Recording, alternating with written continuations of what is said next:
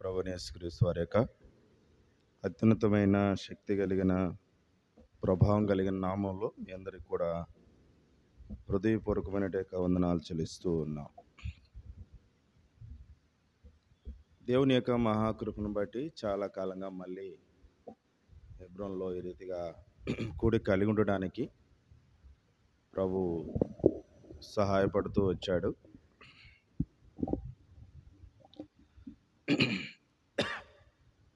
పరిశుద్ధమైన బైబిల్ నుండి ప్రార్థన అంశముల కొరకై లూకా సువార్త 3వ అధ్యాయం. పరిశుద్ధమైన బైబిల్ నుండి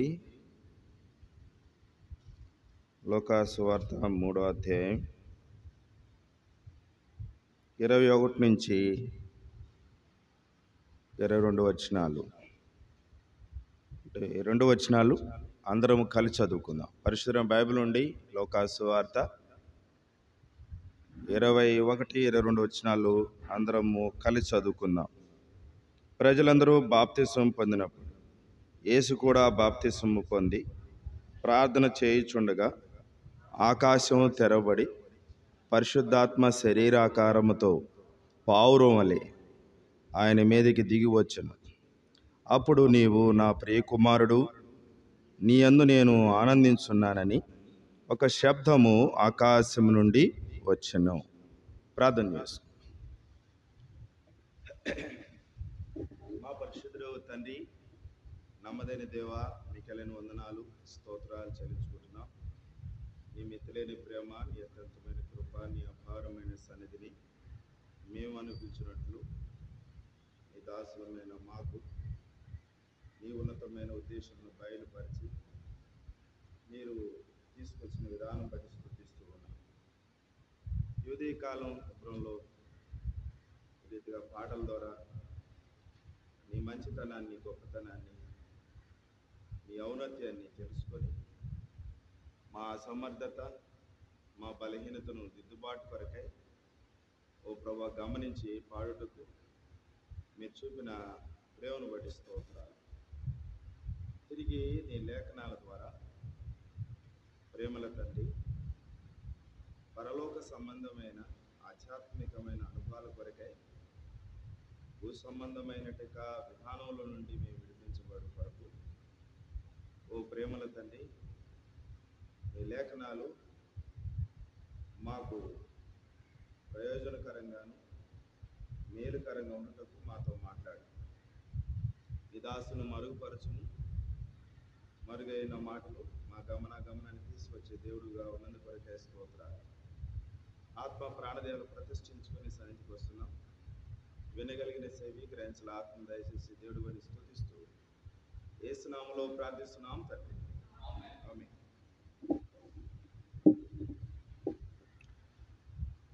దేవుని పరిశుద్ధ నామానికి మహిమ కలుగును గాక. పరిశుద్ధ బైబిల్లో ప్రార్థించడానికి మనమందరం చేరి రాగలిగాం. యేసు ప్రభువారు ఒక మాదిరికరమైన ప్రార్థన ప్రారంభించాడు.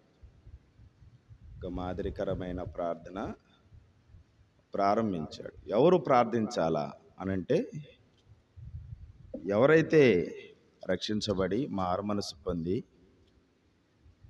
బాప్తిసంలో సాక్ష్యం ఇస్తారో వారు సాధారణంగా చాలామందికి చులకనగా ఉంటుంది. మందిరంలోకి రారు, ప్రార్థన కూడికి రారు, ఆరాధనకు వస్తారు, కృతజ్ఞత కూడికలకు వస్తారు, బైబిల్ స్టడీకి వస్తారు. మరి ప్రార్థనా కూడిక అనేది ఏముంది ప్రార్థన అనుకుంటారు. ప్రార్థన అంటే ఒక అద్భుతాన్ని చూస్తాం. ప్రార్థన అంటే ఒక అద్భుతాన్ని చూడాలి.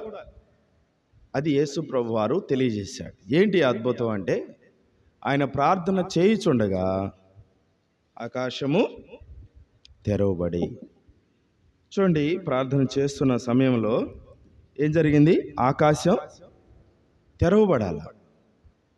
అంటే మన ప్రార్థన తెరవబడిన ఆకాశమును చేరుకోవాలి. తెరవబడిన ఆకాశంలోనికి కొనిపోబడాలి మన ప్రార్థన. అయితే చూడండి, యేసు ప్రభు వారి ప్రార్థన, ఆయన ప్రార్థిస్తున్నప్పుడు ఒక అద్భుతం జరిగింది. అదేమిటనగా తెరవబడిన ఆకాశము చూస్తున్నారు. అయితే ఆకాశం తెరవబడింది, పరిశుద్ధాత్మ శరీరాకారం పావురం వలె ఆయన మీదకి దిగి వచ్చెను. అప్పుడు నీవు నా ప్రియకుమారుడు, నీ యందు నేను ఆనందించుచున్నాను ఒక శబ్దము ఆకాశం నుండి వచ్చింది. అంటే ఈ ప్రార్థన తండ్రిని సంతోషపెట్టింది. ఈ ప్రార్థన తండ్రిని సంతోషపెట్టింది. నువ్వు నా ప్రియకుమారుడు, నీ యందు నేను అది నీ యందు నేను ఆనందిస్తున్నాను. అంటే యేసు ప్రభువారు నరవతారిగా భూలోకంలో జన్మించి దేవుని చిత్తం, తండ్రి చిత్తం నెరవేర్చుటకు తను తాను సిద్ధపరుచుకుంటున్న సందర్భం.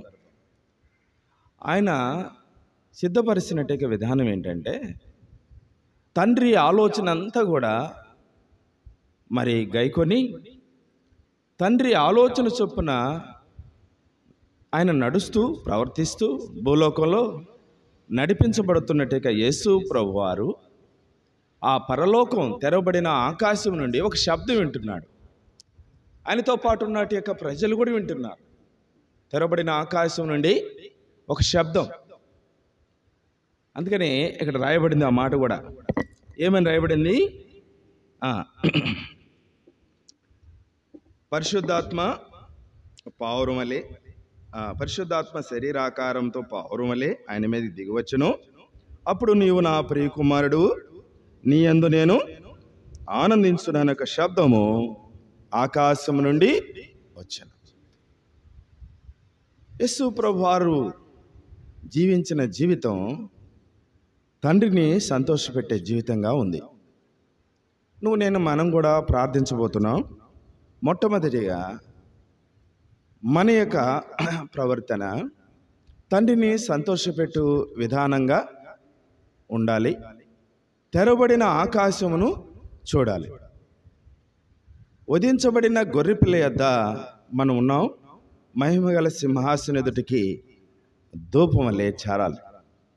కాబట్టి ఇప్పుడు తండ్రిని సంతోషపెట్టే జీవితాన్ని జీవించిన యేసు ప్రభువారు గురించి ఒక సాక్ష్యం పరలోకం నుండి తెలియజేయబడుతూ వచ్చింది.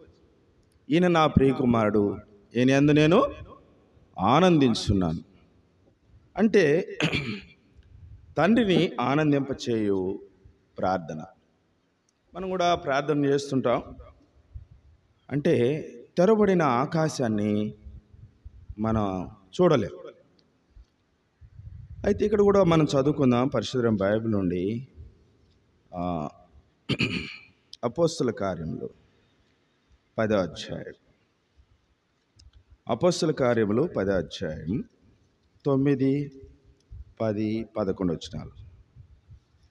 10వ అధ్యాయం 9.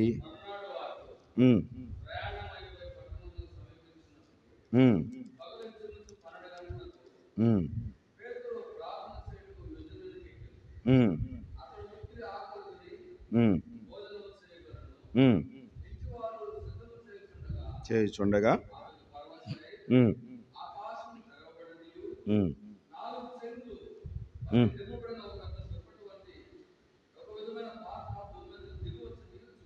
చాలు. ఇక్కడ కూడా పేతురు కూడా పరవశుడయ్యాడు, ప్రార్థన చేస్తున్నాడు.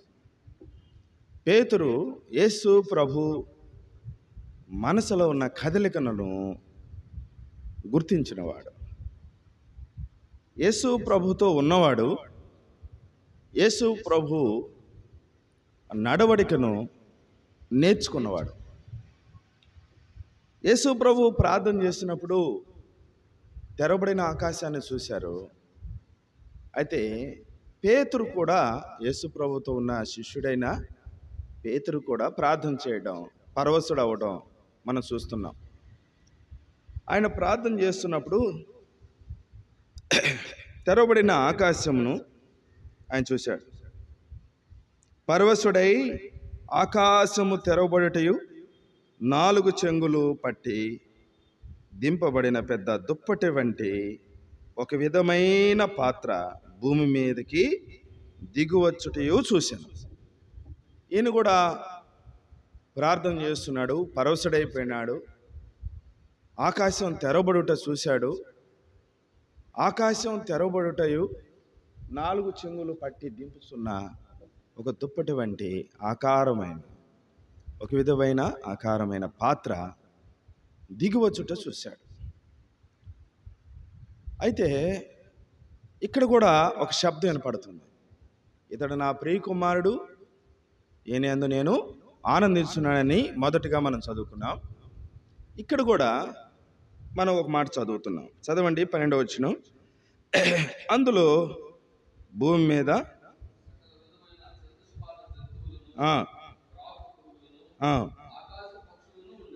ఉండెను.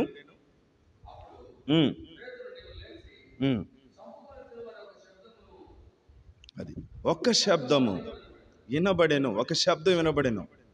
ఏంటి శబ్దం? చాలు. ఏంటి శబ్దం? అక్కడ కూడా ఒక శబ్దం. ఈయన నా ప్రియ కుమారుడు, ఈయనందు నేను ఆనందిస్తున్నానక్క శబ్దం ఆకాశంలో నుండి వినబడింది.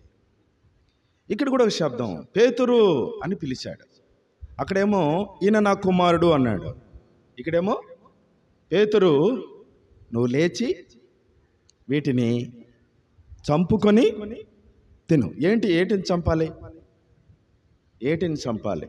ప్రార్థనకు ముందు ఇది మన గమనంలో ఉండాలి. ఇక్కడ చతుష్పా జంతువులు అన్నట్టుగా అన్నమాట మనం చదివాం. పాత్రలు ఏముంది? మొట్టమొదటిది చతుష్పా జంతువు, అంటే 4 పాదములు కలిగిన జంతువు. 4 దిశలు, 4 పాదాలు, 4 దిక్కులు. నలుదిక్కులు తన పాదాల కింద ఉంచుకొని ఎలా ఉంది? మన విరోధి పేతురు రాసిన మొదటి పత్రిక 5వ అధ్యాయం 8వ వచనం. పేతురు రాసిన మొదటి పత్రిక 5వ అధ్యాయం 8వ వచనం మనం చూసినప్పుడు ఎవరు ఈ యొక్క చతుష్పా జంతువు యొక్క ఉండుడి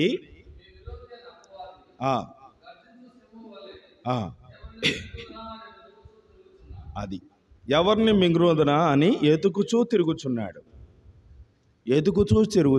ప్రతి డే నువ్వు ఎదగట్లా, ప్రభు సన్నిధి ఎదగట్లా. ప్రతి డే ప్రభు చిత్తాన్ని నువ్వు ఎదగట్లా. ప్రతి డే ప్రభు నీకు అప్పగించిన పడిన పని విషయంలో నువ్వు ఏమాత్రం కూడా మరి సిద్ధపడలా. అయితే మన విరోధి అయిన అపవాది ఎవరిని మింగుదునా అని, ఎవరిని మింగాలి? నీ కుటుంబంలో ఎవరిని మింగాలి? ఎవరిని మింగితే మెళుకువ, చూడండి, ఆ మెళుకువ లేకుండా పోద్ది ఎవరిని మింగితే. చూడండి, ఆ రీతిగా ప్రతి వారిని మృంగివేయడానికి వెతుకుచున్నాడు. వాడు పనేది. నీ ఇంట్లో నీ బిడ్డలు ఎవరినైతే మింగేస్తాడో వారు దేవునింట్లో కనపడరు. ఎవరినైతే మింగేస్తాడో వారు దేవునింట్లో, పిల్లలు కావచ్చు, పెద్దవారు కావచ్చు, వారందరూ ఏమైపోయినారు? అపవాది వారిని మింగేసింది. వారు మందిరానికి రారు, ప్రార్థన చేయరు, సహవాసం కలిగి ఉండరు. కారణం ఏంటంటే అపవాది వారిని మృంగింది. వెతుకుతూ ఉంది. మన ఇంట్లో ఎదుగుతుంది, మన పిల్లలను ఎదుగుతుంది, మన కుటుంబంలో తల్లిదండ్రులను ఎదుగుతుంది, విశ్వాసులను ఎదుగుతుంది, పరిశుద్ధులను కూడా ఎదుగుతుంది. ఏదో ఒక టైంలో అవకాశాన్ని బట్టి మెళుకు లేని సమయంలో, మందమతులైన సమయంలో, నిద్రమత్తులైన సమయంలో, ప్రార్థన భారం లేని సమయంలో, బడిలికి కలిగిన సమయంలో వాడు మింగేస్తాడు. కాబట్టి ఇప్పుడు నువ్వు ప్రార్థన చేయాలంటే, అద్భుతాన్ని నువ్వు చూడాలంటే, ఆకాశం నుండి ఒక శబ్దం నువ్వు వినాలంటే, మొట్టమొదటిగా ఈ చతుష్పాద జంతువుని చంపేయాలి. ఈ చతుష్పాద జంతువుని చంపాలి. సాతాను కలిగించే ప్రతి విధమైన కోరికను, సాతాను కల్పించే ప్రతి విధమైన అనుభవాన్ని ఎప్పుడైతే చంపేస్తావో అప్పుడు నీవు జయము పొందినటి వాడు, అద్భుతాన్ని చూడగలిగినటి వాడు. నీ కుటుంబానికి, దేవుని రాజ్య వ్యాప్తికి, సంఘానికి నష్టం కలిగించేది ఈ అపవాది. వాడు నష్టం కలిగిస్తుంటాడు, వ్యతిరేకతను తీసుకొస్తుంటాడు, అల్లరిని తీసుకొస్తుంటాడు, ఆటంకాలను తీసుకొస్తుంటాడు. ఇలాంటివన్నీ ఆగిపోవాలంటే పేతురు, నువ్వు లేచి వీటిని చంపు. తినేసి నువ్వు తినాలంటే, అన్నం తినాలంటే, ఇప్పుడు అన్నం వాళ్ళు ఏం చేస్తున్నారు? సిద్ధం చేస్తున్నారు. ఈయన ప్రార్థన చేస్తున్నాడు, పరవశుడైనాడు. వీటిని చంపి తిను. రెండోది అక్కడ కనపడుతుంది, ఆ పాత్రలో ఒకటి చతుష్పాద జంతువు, రెండోది ప్రాకు పురుగులు. అంటే ఈ ప్రాకే అలవాటు వీటికి. ఈ పురుగులు ప్రాకుతూ ఉంటాయి. పంట ఎక్కడైతే ఎదుగుదల ఉంటుందో, పంట ఎక్కడైతే విస్తరించి ఫలిస్తుందో, ఎక్కడైతే మృదువుగా ఉంటుందో, ఎక్కడైతే సౌందర్యంగా ఉంటుందో, ఎక్కడైతే విస్తరించి ఫలిస్తుందో ఆ పంటని పాడు చేయటమే ఈ పురుగు యొక్క లక్షణం. ఈ పురుగు గురించి ప్రవక్తల గ్రంథమైన ఏవేలు గ్రంథం 1వ అధ్యాయం 2, 3, 4 వచనాలు చదువుతాం. 2, 3, 4 వచనాలు. ఏవేలు గ్రంథం 1వ అధ్యాయం.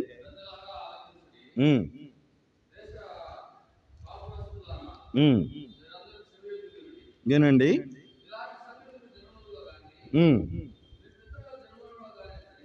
జరిగిందా?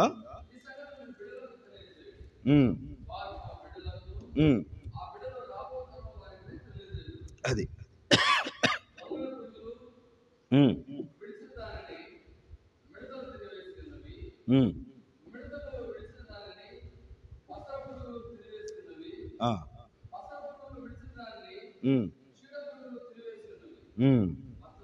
చాలు. చూడండి, దేవుని యొక్క ఉన్నతమైన ఉద్దేశంలో ఇక్కడ ప్రవక్త అందరినీ పిలిచి వాళ్ళకి తెలియజేస్తున్నాడు.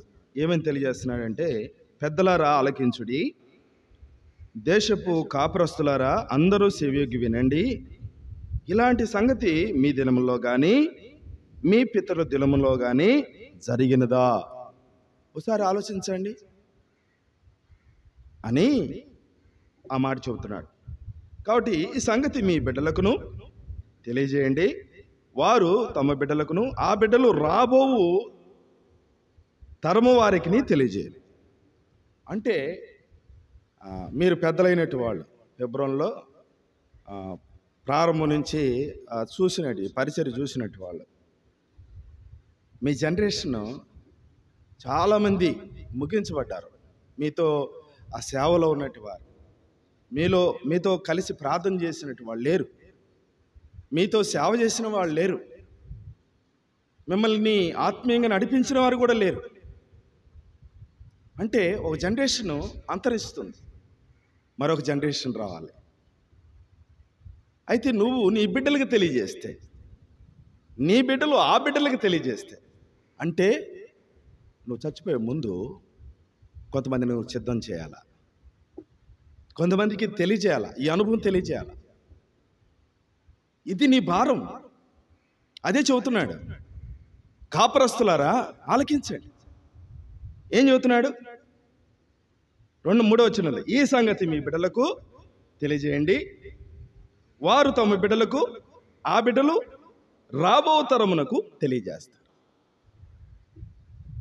3 తరాలు నీలో నుంచి నువ్వు, నీ తర్వాత మరొక తరం, ఆ తర్వాత మరొక తరం, 3 తరాలని నువ్వు సిద్ధం చేయడం అనే భారం మనకుంది.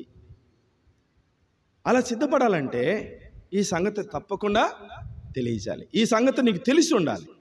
ఇక్కడ ఏమంటాడంటే చెప్పాడు 4వ వచనంలో, గొంగళ పురుగు విడిచిన దానిని అన్నాడు. ప్రాకు పురుగులు అన్నాడు అక్కడ. ఇది గొంగళ పురుగు. గొంగళ పురుగు ఎట్టుంటుందంటే, ఏ చెట్టు బెరడు ఎలా ఉంటుందో ఆ చెట్టు బెరడు రంగులోనే ఆ బెరడునంతా తీసుకొని తనను కప్పుకొని లోపల ఎక్కడో దాగి ఉంటుంది. అది ఎక్కడో ఉంటుంది. అసలు అది వాస్తవంగా అది పురుగు అనుకోరు. అది పురుగు అనుకోరు. అది ఎలా నడుస్తుంది? ఆ చెట్టు యొక్క బెరడును తీసుకొని దాన్ని ముక్కలు ముక్కలుగా చేసుకొని ఒక దూదిలాంటి పదార్థంతో ఒక గూడు అల్లుకొని లోపట పనుకొని దాంతో పాటు తీసుకొని పోతుంది. అది ఎక్కడికి వెళ్తున్నా కానీ ఇప్పుడు పురుగు కనపడదు. దాని తల మాత్రమే కనపడుతుంది. కొంచెం పురుగు మాత్రం ఎక్కడ కనపడదు. దాన్ని ఎవరు గుర్తించలేరు కూడా. దేవుని మందిరానికి మనం వస్తాం. ఏదో ఒక విశ్వాసి లాంటి బెరడు నువ్వు ధరించుకొని లోపల పాడు చేసే పురుగు, ఇది ప్రాకేది, లోపల సారవంతమైనది, లోపల మృదువైనది, లోపల కోమలంగా ఉండేదాన్ని అంతటిని తినేయటమే దీని పని. ఎవరు గుర్తించలేరు. అంటే యేసు ప్రభు వారు కూడా దీనికి ఒక పేరు పెట్టాడు. ఏం పేరు పెట్టాడంటే, ప్రకాశమైన వెలుగు ఉంటుంది, దానికి ఎలుగుదూత అని పేరు. ఎలుగుదూత అంటే చాలా ప్రకాశమైన వెలుగు ఉన్నంత మాత్రాన, ప్రకాశమైన తేజస్సు ఉన్నంత మాత్రాన ప్రభుతోటి ఎటువంటి సత్సంబంధము ఉండదు.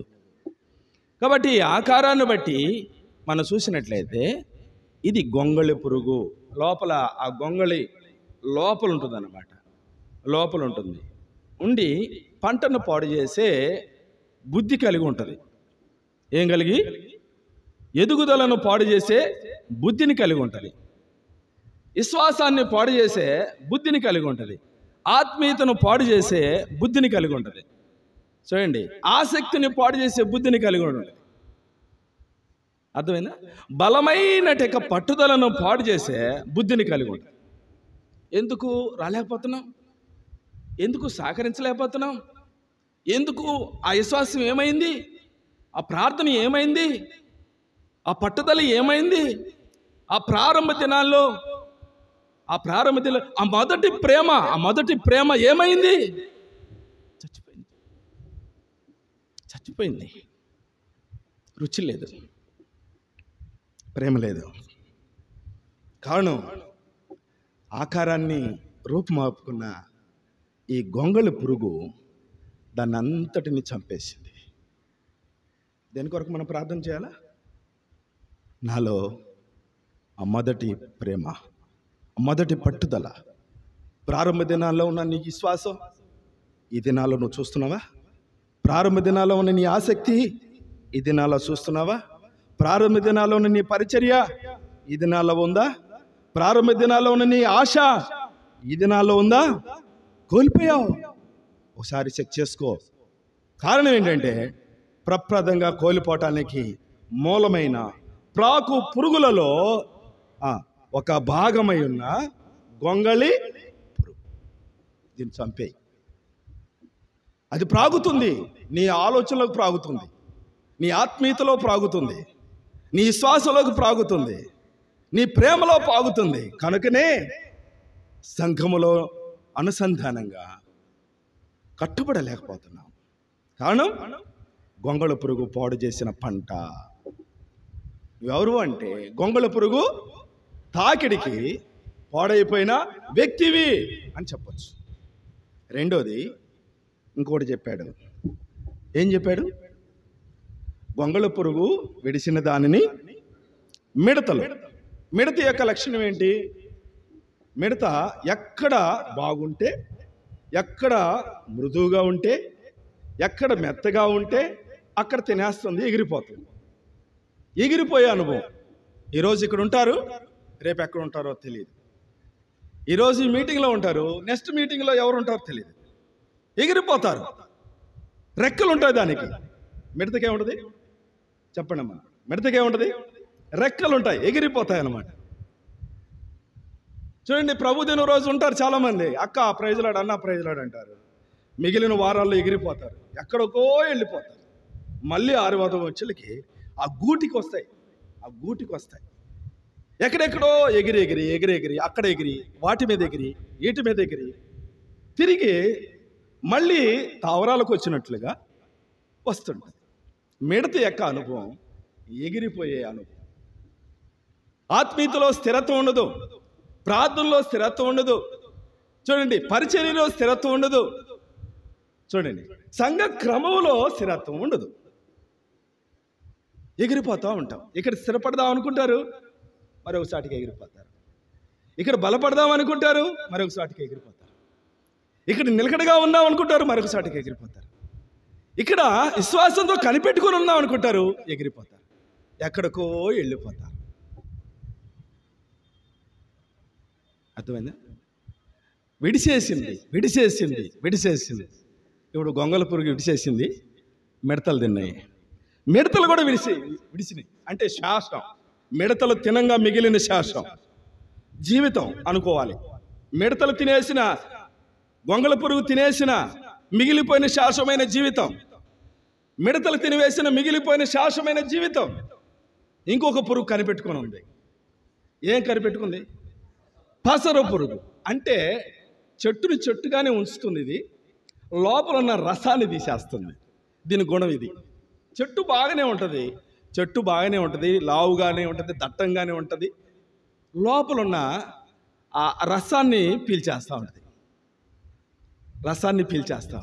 రోజు ఆ రసాన్ని పీల్చుకుంటా కాండంలోకి వెళ్ళి ఆ రసాన్ని పీల్చుకునే అనుభవం ఇది. అర్థమైందా?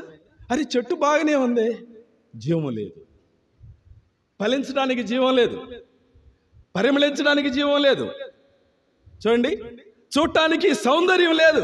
కారణం ఏంటి? కోల్పోవడానికి. రసమంతా ఆరగిస్తూ ఉంది ఈ పసర పురుగు. చాలామంది మందిరానికి వస్తుంటారే కానీ వారిలో ఏమి లేదు, జీవం లేదు, ఆ పరిమళ యొక్క సువాసన లేదు, శ్వాసం లేదు. చూడండి ఆ యొక్క కళ, ఆనందం, ఆసక్తి చూడటానికి కోల్పోయారు.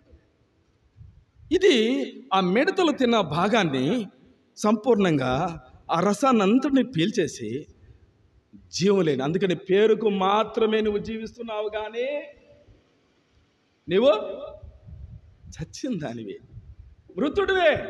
నీ ప్రార్థన మృతమైంది, నీ పరిచర్య మృతమైంది, నీ ఆత్మీయతతో మృతమైనది. నువ్వు పేరుకు మాత్రమే. నువ్వు ఎక్కడున్నావు? ఐసీవార్డులో ఉన్నావు. నీవేదో కదిలికలు, నీకు శ్వాస వచ్చినట్టు, నువ్వు కొట్టుకుంటున్నట్టు, నీకు నాడి ఆడినట్టు ఉంది. ఎప్పుడో చచ్చిపోయావు నువ్వు. వెంటిలేటర్ మీద ఎప్పుడో చచ్చిపోయావు నువ్వు. కానీ వాళ్ళు పెట్టిన పరికరణాల ద్వారా పట్టుకొని చూస్తే ఇంకా ప్రాణం ఉందయ్యా, కొంచెం ఉంది, ఇంకొక రోజు ఉంచండి, 2 రోజులు ఉంచండి అన్నట్టుగా. అర్థమైందా? పేరుకు మాత్రమే. క్రైస్తవుడివి, క్రైస్తవురాలివి, జీవం లేదు. ఫైనల్ జడ్జిమెంట్లో ఆ సంఘానికి ఇచ్చిన జడ్జిమెంట్ అదే. నువ్వు పేరుకు మాత్రం జీవిస్తున్నావు, కానీ నీవు మృతుడవే. చచ్చిపోయారు. కాబట్టి ఇక్కడ కూడా మనం చూస్తున్నాం, పేరుకు మాత్రమే చెట్టు ఉంది, కానీ దానిలో ఏమి లేదు, ఆ జీవ కణాలు లేవు, ఆ జీవ రసాయనాలు లేవు, ఆ జీవంతో కూడిన మధురం లేదు. ఆ పంట రావాలంటే మధురం రావాలి, ఆ పరిమళం రావాలంటే సువాసన రావాలి. అంటే ఎక్కడి నుంచి రావాలి? రసాయనాల్లోంచి రావాలి. ఎక్కడో భూమిలో ఉన్న రసాయనాలన్నీ తీసుకొని ఆ పుష్పంలోకి తీసుకురావాలి, ఆ పంటలోకి, ఆ ఫలాల్లోకి తీసుకురావాలి, ఆ రుచిని చూపించాలి, ఆ చెట్టుకు తగిన లక్షణాలు, ఆ పంటకు తగిన లక్షణాలు నువ్వు చూపించాలి. చూపించలేకపోతున్నావు అంటే పసర పురుగు నిన్ను ఆవరించింది. ప్రాకు పురుగు నిన్ను ఏ స్టేజ్లోకి తీసుకొచ్చింది? ఇది 3వ స్టేజ్. తర్వాత మనం చదువుకుంటాం. దేవుని యొక్క ఉన్నతమైన దేశంలో ఇక్కడ మనం చూస్తూ ఉంటే పసర పురుగు విడిచిన దానిని, తినివేసిన దానిని చీడ పురుగు తినివేసి ఉన్నది. చీడ పురుగు అంటే ఇది వదిలిపెట్టదు. గొంగళ పురుగు వదిలిపెట్టే గుణం ఉంది, మిడతలు వదిలిపెట్టే గుణం ఉంది, పసర పురుగు ఇడిచిపెట్టే గుణం ఉంది. ఇది చీడ పురుగు. ఇది పట్టుకుందంటే ఇడిచిపెట్టదు. ఇక పూర్తిగా ఎండిపోయిన దాకా, పంట పూర్తిగా నష్టమైన దాకా ఇడిచిపెట్టదు. ఇది టెస్ట్ చేసుకొని కూర్చుంటుంది పంట మీద. చూడండి, చాలా చెట్లకు ఈ చీడ పురుగు ఆశిస్తుంది అన్నమాట, పంటను పాడు చేసేది. కాబట్టి దేవుని యొక్క ఉన్నతమైన దృష్టిలో పేతురుకి ఏం చెబుతున్నాడంటే, పేతురు నువ్వు లేచి వీటిని చంపి తిను,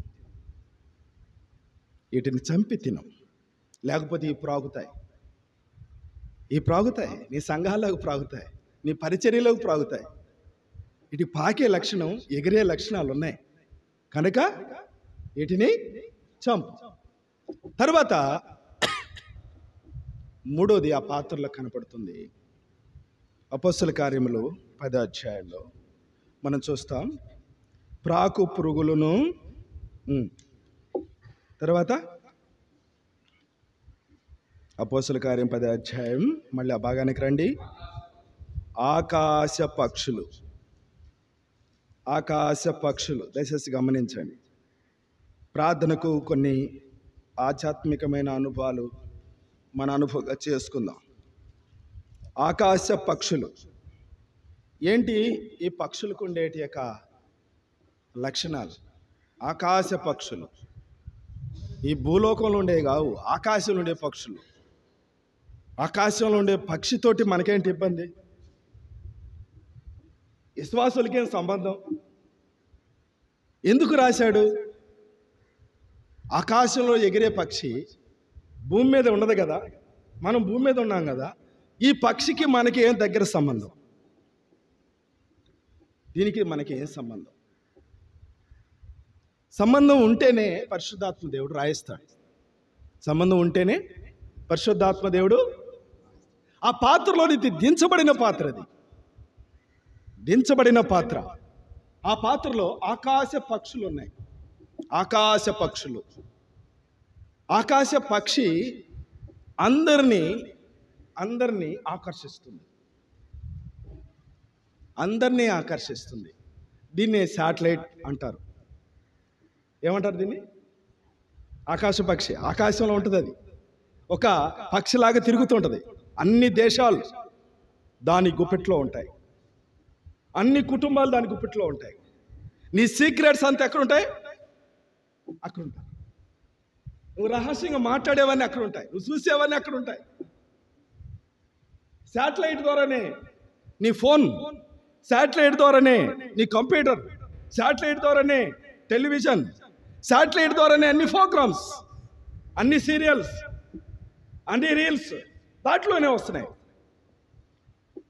నిన్ను ఆకర్షించేవి ఎప్పుడో అప్పుడు లేవు మనకి. అప్పుడు ఇలాంటి యొక్క స్థితిలో మనం లేవు, సంఘాలు లేవు. లేని కాలంలోనే పేతురుకి చెప్పాడు, చంపు, అవి వ్యాపించబోతున్నాయి, చంపు, వీటిని చంపి తిను.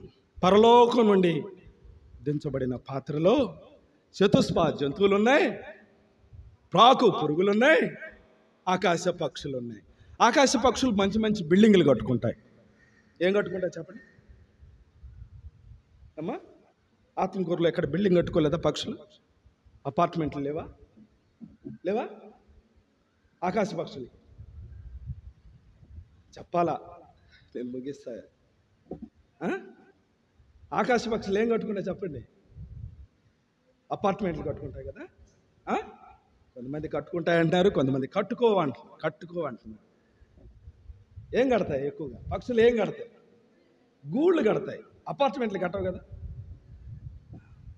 అయితే ఈ పక్షి పెద్ద పెద్ద అపార్ట్మెంట్లు కూడా మీద ఉంటుంది, గూడు కడుతుంది.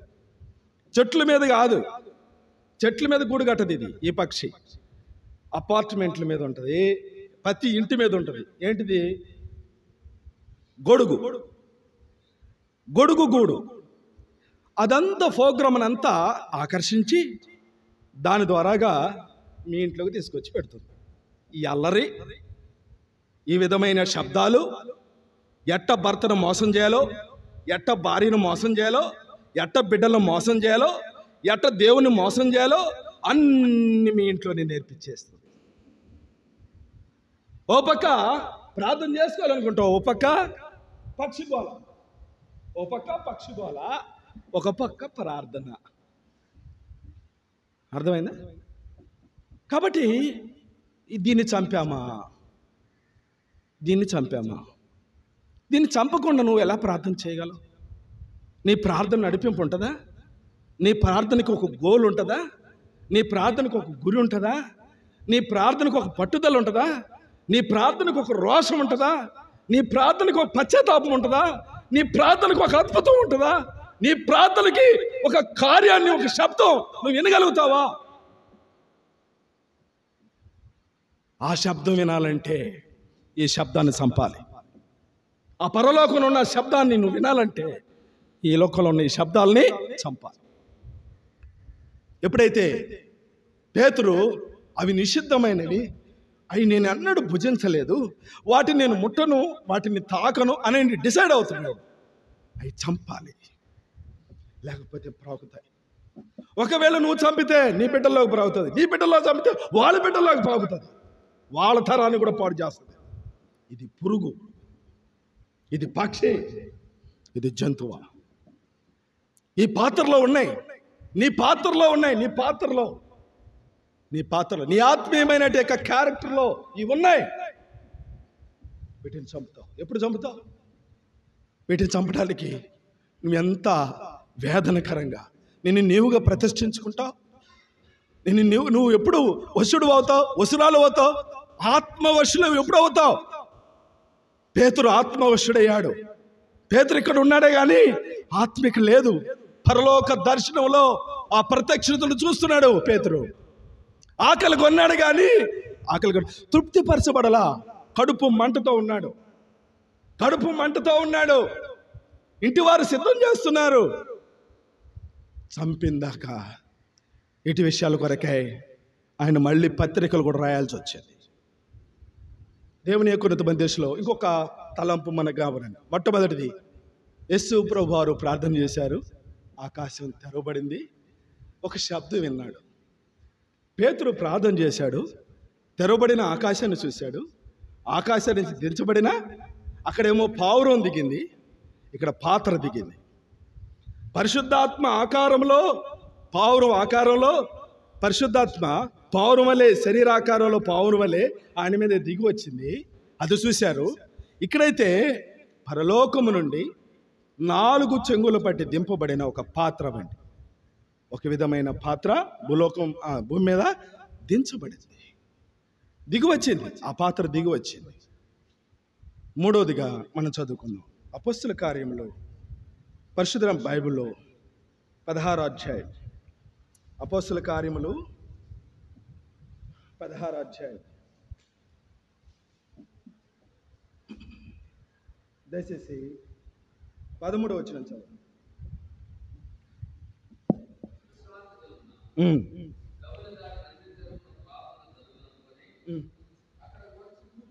కూర్చోండి.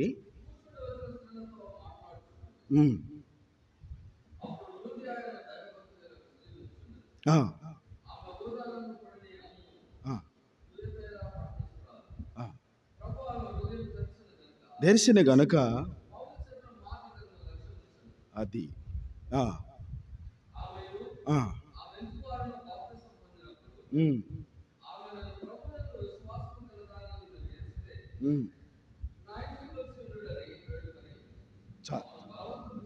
చాలు 13వ వచనం మనం చదువుతున్నాం.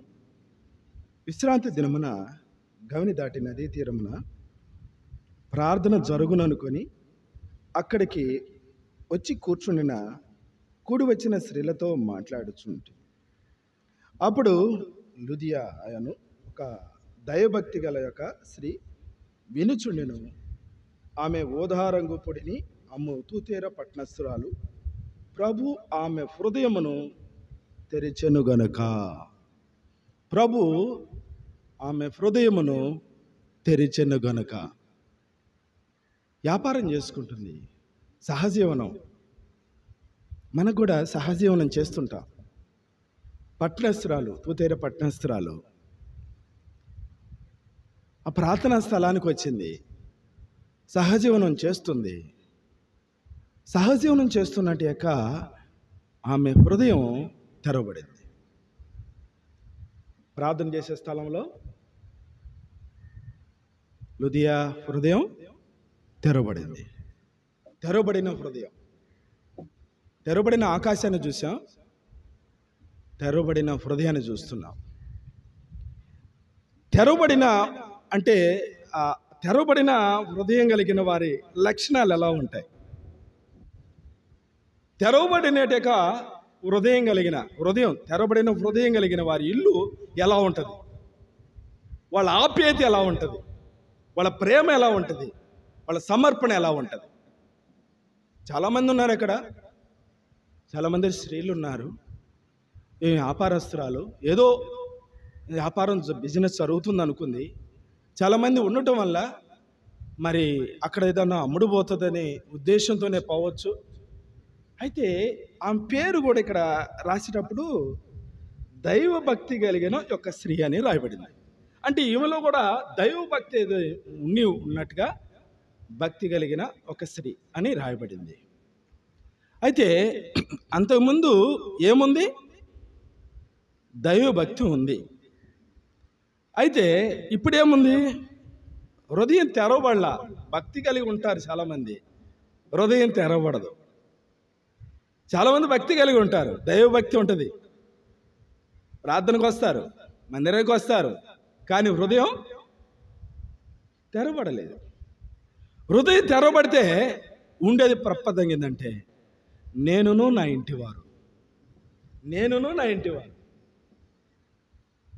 లుదియా హృదయం తెరవబడితే వాళ్ళ కుటుంబంలో ఏం జరిగింది? అందరూ వచ్చారా? ఏం జరిగింది అక్కడ? చదవండి, ఆ మాట చదువుతాం. 15వ వచనం. అది ఆమెయు ఆమె ఇంటివారు, నీవును నీ ఇంటివారు బాప్తిసం పొందారా? చెప్పగలవా? అందరికి రక్షణ మారుమనసుందా? ఆ తర్వాత తయారయ్యిందా? ఆమె ఒక్కటి మాత్రమే ఇంది, ఆమె హృదయం మాత్రమే తెరవబడింది. ఆమెయు ఆమె ఇంటివారు ఏం జరిగింది?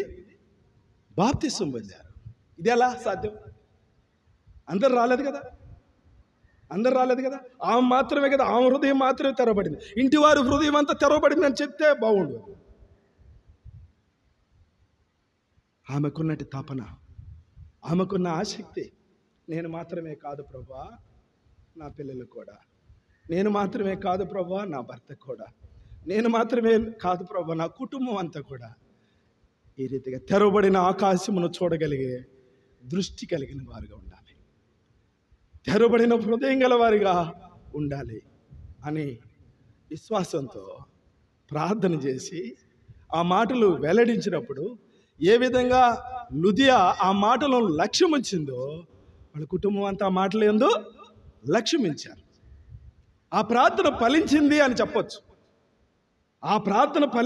చెప్పొచ్చు. ఇంకొక మాట, ఆ ప్రార్థన వారందరినీ ఆవరించిందని చెప్పొచ్చు. నీ ప్రార్థన ఎంతమందిని ఆవరించింది? నీ ప్రార్థన ఎంతమందికి లక్ష్యం ఉంచి, దేవుని మాటలు యందు లక్ష్యం ఉంచినట్లుగా మరి కార్యం జరిగింది. భక్తుల ప్రార్థన అనేకుల్ని ఆవరించింది, పట్టుకుంది. భక్తుల ప్రార్థన అనేకమైన వారిని పట్టబడ్డారు, ప్రార్థనతో పట్టబడ్డారు. లేకపోతే నేను దొరకను, లేకపోతే నువ్వు దొరకవు, లేకపోతే మనం లేము. వాళ్ళ ప్రార్థన మనం పట్టుకుంది. వాళ్ళకున్న విశ్వాసం, వాళ్ళకున్న పరిచర్య అనుభవంలో మనం కూడా పట్టబడిన వారమే. నా వెనక ఎంతో మంది ప్రార్థన చేశారు, నీ వెనక ఎంతో మంది ప్రార్థన చేశారు. ఆ ప్రార్థన ఫలితమే నువ్వు. ఆ ప్రార్థన ఫలించినప్పుడే నువ్వు. ఆ ప్రార్థన ఫలిస్తేనే, ఆ సంఘంలో చేసిన ప్రార్థన ఫలిస్తేనే నువ్వు, నేను, మనం అందరం రక్షించబడ్డాం. లేకపోతే మనకి ఈ రక్షణ దొరికేది కాదు. మనం ఇలాంటి రక్షణ అనుభవంలో ఎదగం. మనం ఇలాంటి యొక్క ఆనందం, సంతోషం, సమాధానం మనకు ఉండేది కాదు. కారణం ఏంటంటే ప్రార్థన ఫలం. ఎవరు అంటే నా వెనక చేసిన భక్తుల యొక్క ప్రార్థన నన్ను ఆవరించింది, నన్ను పట్టుకుంది.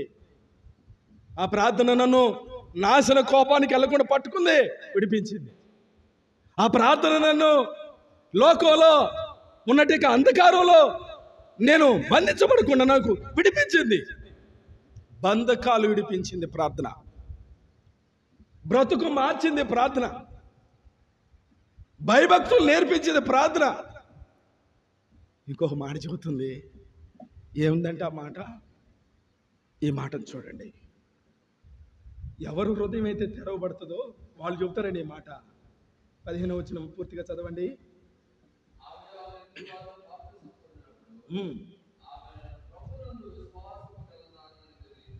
అది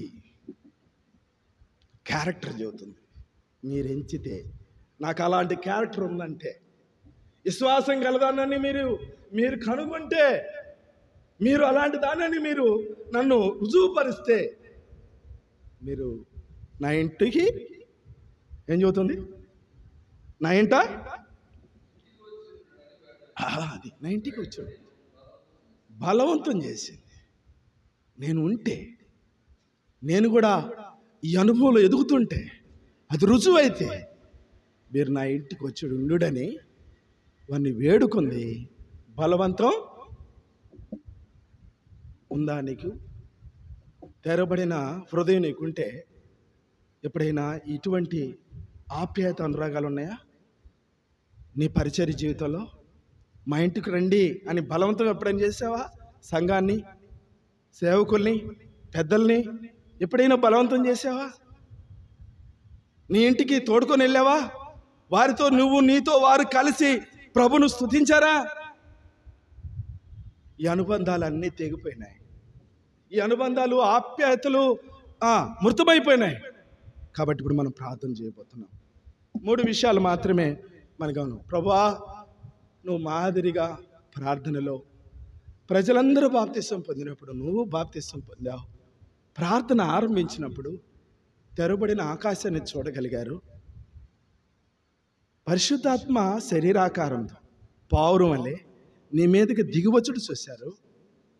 ఒక శబ్దం విన్నారు, ఈయన నా ప్రియకుమారుడు, ఈయన యందు నేను ఆనందిస్తున్నాను. నిజమే, నీ ప్రియబిడ్డని నేనైతే నా జీవితం నిన్ను సంతోషపెడుతుందా? నీ ప్రియదాసురాలని నేనైతే నా యొక్క జీవితము నిన్ను సంతోషపెట్టే స్థితిలో ఉందా? నన్ను గురించి చెప్పగలవా? నేను ఎట్లున్నానో చెప్పగలవా? నేను ఎన్నిసార్లు నిన్ను ఏడిపించాను, దుఃఖపరిచాను, అవమానపరిచాను. సంతోషపెట్టడానికి కలిగిన జీవితం నాలో ఉందా? నా ప్రవర్తనలో ఉందా? నా తలంపుల్లో ఉందా? నా క్రియల్లో ఉందా? వ్యక్తిగతంగా చూసుకోవడానికి మొదటి తలంపు. రెండో తలంపు, నేనేం చేయాలి? తెరవబడిన ఆకాశాన్ని చూసిన తర్వాత, పరలోక దర్శనాన్ని కట్టబడిన తర్వాత, పాత్ర దించబడిన తర్వాత నేనేం చేయాలి? చంపి తిను. నీ ఆకలి తీర్చుకోవాలంటే వీటిని చంపాలి. వీటిని చంపకుండా నీ ఆకలి తీర్చుకోవద్దు. కడుపు మంటతో పరవశుడై ప్రార్థనలో కనిపెట్టిన అనుభవం. ఈ చంపకపోతే అవి నిన్ను అణిసివేస్తాయి, అవి నిన్ను మింగివేస్తాయి, అవి నిన్ను పాడు చేస్తాయి, ఆత్మీయంగా నిన్ను నష్టపరుస్తాయి. నువ్వెక్కడ కనిపించకుండా చేయడబట్టిన అగ్ని ఆరదు, పురుగు చావదు. అంతవరకు నిన్ను వెంటాడేది ఈ చెడ పురుగు. తరువాత 3వ తలంపు, మాటలాడుచుండగా ప్రభు ఆమె హృదయము తెరిచెను. పరిచర్యను మాటలాడుచుండగా ప్రభు ఆమె హృదయం తెరిచెను. తెరవబడినటి యొక్క హృదయంలో వారి యొక్క కుటుంబంలో ఉండే లక్షణాలు ఏంటో, వారు ప్రభు మాటలేంది ఎలాగ లక్ష్యం ఉంచుతారో, వారందరూ ఏ విధంగా తీర్మానం చేసుకుంటారు, రక్షణ తీర్మానం చేసుకుంటారో, ఆ కుటుంబం అంతా బాప్తిసం తీసుకున్న తర్వాత వారిలో ఉండే లక్షణం, నేను విశ్వాసము గలదానని మీరు ఎంచితే మీరు వచ్చి నా ఇంట ఉండుడని వారిని వేడుకొని వారిని బలవంతము చేశాను. కాబట్టి ప్రభు యొక్క పనిలో, ప్రభు యొక్క పరిచర్యలో ఆధ్యాత్మికమైన అనుభవాలు దేవుడు మన జీవితాల్లో కలిగించినట్లు ప్రార్థన చేసుకుందాం. ప్రభు ఈ మాటలు తన ఎనిగడిలో దీవించి ఆశీర్వదించి ఆత్మీయంగా ఫలించడానికి ప్రభు సహాయం చేయనుగాక.